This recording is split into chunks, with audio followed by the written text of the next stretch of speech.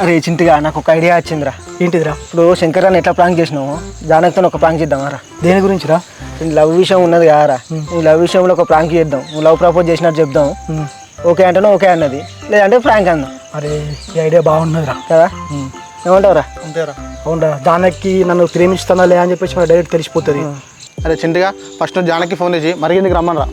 ఓకేరా బిట్టు.